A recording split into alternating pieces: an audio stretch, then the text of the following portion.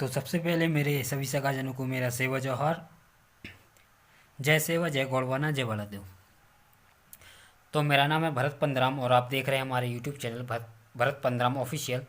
तो आज की इस वीडियो में हम बात करने वाले थे कि जो अनुसूचित क्षेत्र हैं, अनुसूचित क्षेत्र और जनजाति क्षेत्र, आखिर गवर्नमेंट ने हमें अनुसूचित क्षेत्र और जनजाति क्षेत्र में क्यों विभाजित किया हुआ है, क्यों हमें अनुसूचित क्षेत्र में अलग राज्यों को बांटा गया है और जनजाति क्षेत्र में अलग राज्यों को बांटा गया है। तो आज अपन इसी की वीडियो में जानने वाले हैं कि अनुसूचित क्षेत्र कौन से कहलाते हैं और जनजाति क्षेत्र कौन से कहलाते हैं।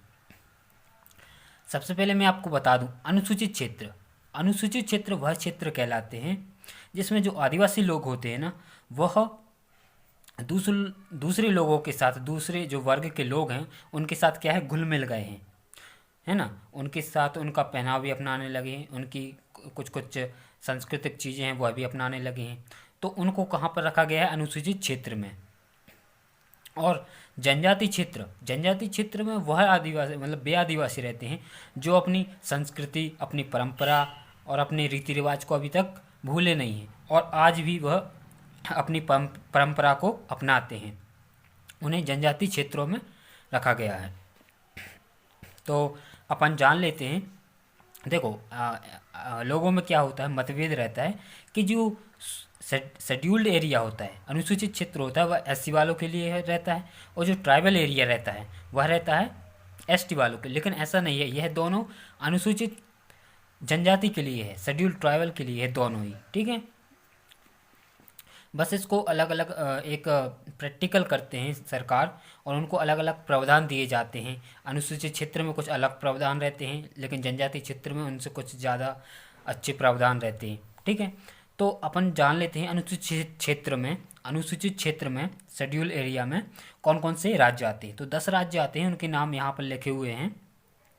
हिमाचल प्रदेश, राजस्थान, गुजरात, महाराष्ट्र, तेलंगाना, उड़ीसा, मध्य प्रदेश, आंध्र प्रदेश, छत्तीसगढ़ एवं झारखंड। यह वह राज्य हैं जो अनुसूचित क्षेत्र में आते हैं।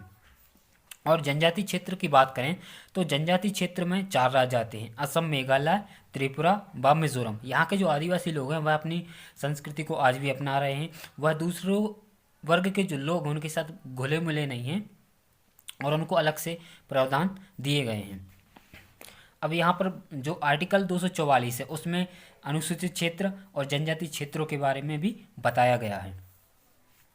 शेड्यूल्ड एरिया, आर्टिकल जो 244 का पहला क्लॉज है वह शेड्यूल्ड एरिया, अनुसूचित क्षेत्र के बारे में बताता है।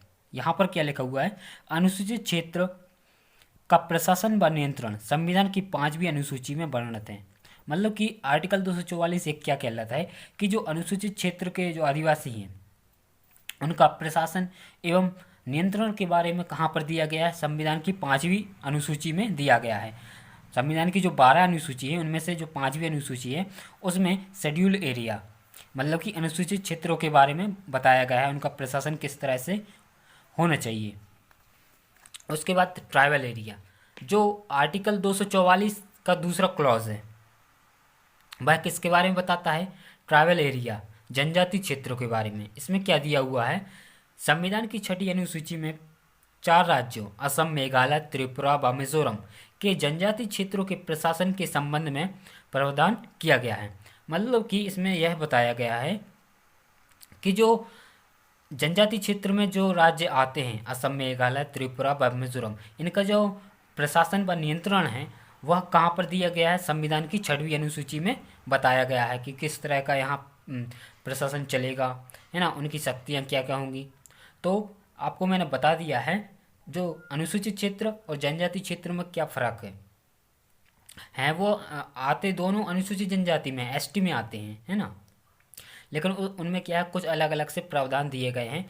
मैं अगली वीडियो जब बनाऊंगा तो उसमें बता दूंगा कि जो अनुसूचित क्षेत्र है उनका जो 5वीं अनुसूची में प्रशासन के बारे में बताया गया है वह कौन कौन से हैं, उनके बारे में अगली वीडियो में बता दूंगा। अगर कि आपको यह वीडियो अच्छी लगी तो हमारे चैनल को सब्सक्राइब करें और वीडियो को लाइक करें। जय सेवा, जय गौड़वाना, जय बड़ादेव।